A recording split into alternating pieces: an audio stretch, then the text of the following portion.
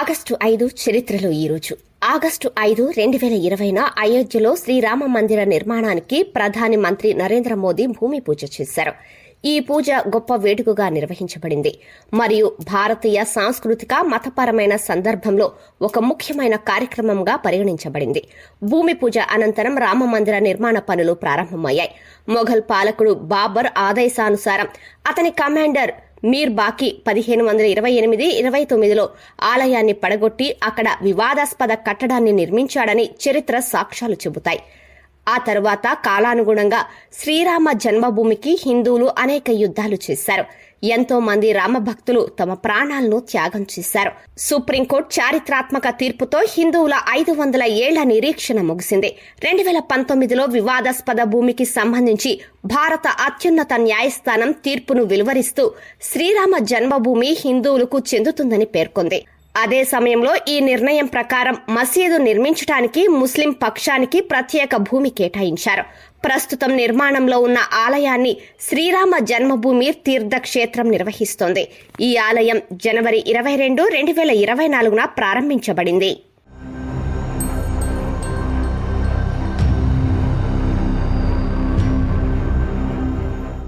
August 5, 2019న Jammu మరియు కాశ్మీర్ ప్రత్యేక హోదాను తీసివేయటం చేయడం ద్వారా భారత ప్రభుత్వం ఆర్టికల్ 370ని పూర్తిగా రద్దు చేసింది. దీంతో జమ్మూ కాశ్మీర్, లడఖ్ పేరుతో 2 కేంద్రపాలిత ప్రాంతాలు ఏర్పడ్డాయి.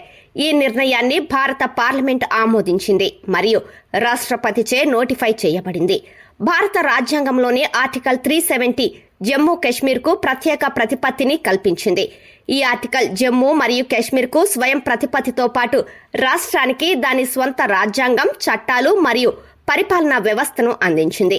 అదే సమయంలో ఆర్టికల్ 35A జమ్మూ మరియు కాశ్మీర్కు ప్రత్యేక హక్కులను అందించింది. దీని ప్రకారం రాష్ట్ర ప్రభుత్వం శాశ్వత నివాసితులకు ప్రత్యేక హక్కులు మరియు ప్రయోజనాలను అందించడానికి అనుమతించబడింది. ఇది ఆర్టికల్ 370లో భాగం. జమ్మూ కాశ్మీర్కు ప్రత్యేక హోదా రద్దును భారత ప్రభుత్వం చారిత్రాత్మక చర్యగా అభివర్ణించింది. అలాగే జాతీయ ఐక్యత మరియు సమగ్రతను బలోపేతం చేసే ప్రయత్నంగా పరిగణించబడుతుంది.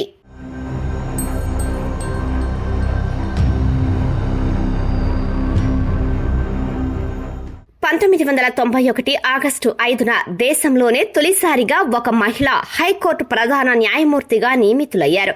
జస్టిస్ లీలా సేథ్ హిమాచల్ ప్రదేశ్ హైకోర్టు ప్రధాన న్యాయమూర్తిగా 1991లో ఇదే రోజున బాధ్యతలు చేపట్టారు.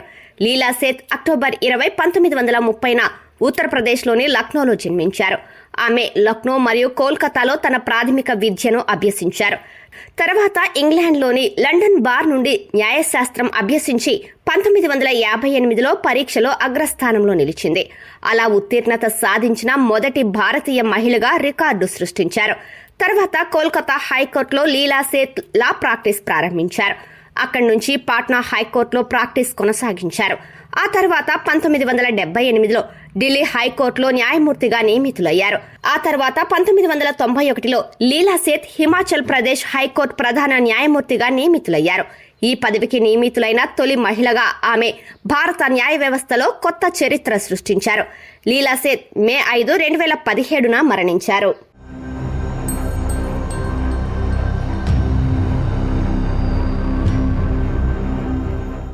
ఆగస్టు 5, 1965న పాకిస్తాన్ ఆపరేషన్ జిబ్రాల్టర్ను ప్రారంభించింది. ఈ ఆపరేషన్ జమ్మూ కాశ్మీర్లో భారత్పై రహస్య సైనిక చర్య. ఈ ఆపరేషన్ కింద వేలాది మంది పాకిస్తానీ ఉగ్రవాదులు కాశ్మీరీలుగా నటిస్తూ లోయలోకి చొరబడ్డారు. వారికి 2 లక్ష్యాలు ఉండేవి. మొదటిది కాశ్మీరీ ముస్లింలను భారతదేశానికి వ్యతిరేకంగా ప్రేరేపించటం. రెండవది భారత సైన్యంతో పోరాడి కాశ్మీర్ను స్వాధీనం చేసుకోవటం. అయితే అతి త్వరలోనే పాకిస్తాన్ ప్లాన్ విఫలమైంది. భారత సైన్యం పాకిస్తాన్ చొరబాటుదారులను గుర్తించి వారిపై ప్రతీకారం తీర్చుకోవటం ప్రారంభించింది. భారత సైన్యం ఆపరేషన్ జిబ్రాల్టర్లో కఠినమైన ఆపరేషన్లో పోరాడి చాలా మంది చొరబాటుదారులను హతమార్చింది. ఆపరేషన్ జిబ్రాల్టర్ ఫలితంగా భారత్, పాక్ మధ్య ఉద్రిక్తతలు పెరిగాయి. ఇది 1965 నాటి భారత్ పాకిస్తాన్ యుద్ధంగా మారింది. ఈ యుద్ధం దాదాపు 2 రోజుల పాటు కొనసాగింది.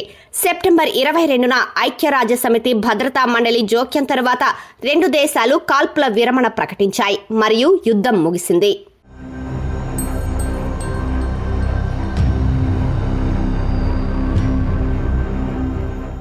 ఆగస్టు 5, 1962న నెల్సన్ మండేలా అరెస్టు అయ్యారు. దక్షిణాఫ్రికా వర్ణ వివక్ష వ్యతిరేక కార్యకర్త నెల్సన్ మండేలా పాస్పోర్టు లేకుండా దేశం విడిచిపెట్టి కార్మికులను సమ్మెకు ప్రేరేపించినందుకు అరెస్టు చేశారు.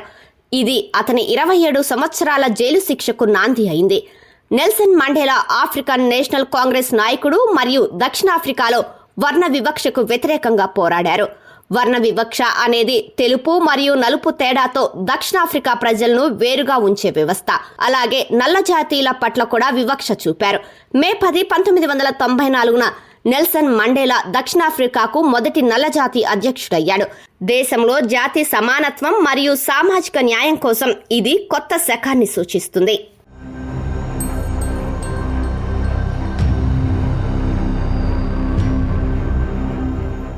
ఆగస్టు 5, 1963న యునైటెడ్ స్టేట్స్, యునైటెడ్ కింగ్డమ్ మరియు సోవియట్ యూనియన్ పరిమిత అణు పరీక్షా కేంద్ర ఒప్పందంపై సంతకం చేశాయి.